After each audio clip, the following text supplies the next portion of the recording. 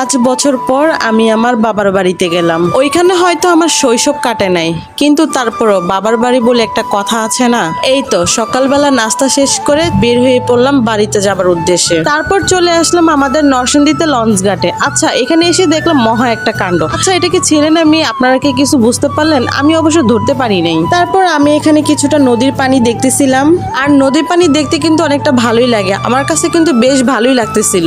দীর্ঘ 5 বছর পর আমি আমার বাবার বাড়িতে যাইতেছি, আর এটা বলার একটাই কারণ হচ্ছে আমি যখন লাস্টে আমার দাদার বাড়ি গিয়েছিলাম তখন মেবি আমার বিয়ের অনেকটা আগে, আর আমার বিয়ের 1 মাস পর যেহেতু আমার মেয়ে আমার মানে কনসেপ্ট হয়েছে, সেক্ষেত্রে আমি 5 বছর আর এখানে আসতে পারি নাই। তো এখন কিন্তু আমার কাছে অনেকটাই ভালো লাগতেছে। আর দেখেন এখানে নদীর পানিগুলো কত সুন্দর লাগতেছে, সাথে হচ্ছে কচুরির পানা, অনেকগুলা পানা ছিল এখানে, একদম নদীটা ভরপুর ছিল। আর সাথে কিন্তু আকাশের ভিউটা খুব সুন্দর। আমি আমার গ্রামকে অনেক মিস করি, কিন্তু কিচ্ছু করার নেই, বড় তো হয়েছি শহরে, তাই চাইলেও আর গ্রামে যাইতে পারি না। আর এখানে দেখেন না আমি কিরকম ঢং করতেছি, মানে হাতটাই তো নদীতে নিয়ে আমি একটু পিক তুলতেছিলাম আর কি। আর এখানে আমার মেয়েটা মাশাআল্লাহ কিন্তু বলতে আপনারা ভুলবেন না একদমই। সাথে কিন্তু আমার ছেলেটা আছে, তো সবাই মাশাআল্লাহ বলে তাদেরকে দেখবে। তো তারা হচ্ছে বিস্কিট খাচ্ছিল, সাথে তাদের নানু আছে।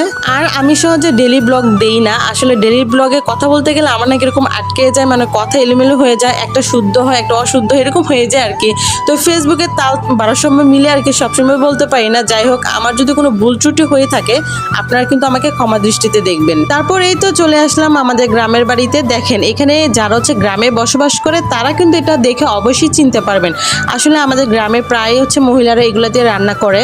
আগে একসময় দেখতাম আমার আম্মা যখন আসতো আমাদেরকে ছোটবেলায় নিয়ে, তখন আমার মাকেও দেখতাম যে রান্না করতেছে। আর এখানে দেখেন এগুলো কি পাতা আসলে আমি চিনতে পারতেছিলাম না, কিন্তু দেখতে খুব সুন্দর লাগতেছিল, তাই আমি কিছুটা ভিডিও নিয়ে নিতেছি।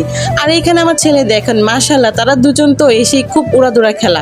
তারপর রাত পোহালো, তারপর সকাল ভোর হয়ে গেল। এর মধ্যে সকাল ভোর হচ্ছে সবাই বাদাম খাইতেছিল, যেহেতু গ্রামে আসছি আর বাদাম খাবো না সেটা তো হতে পারে না।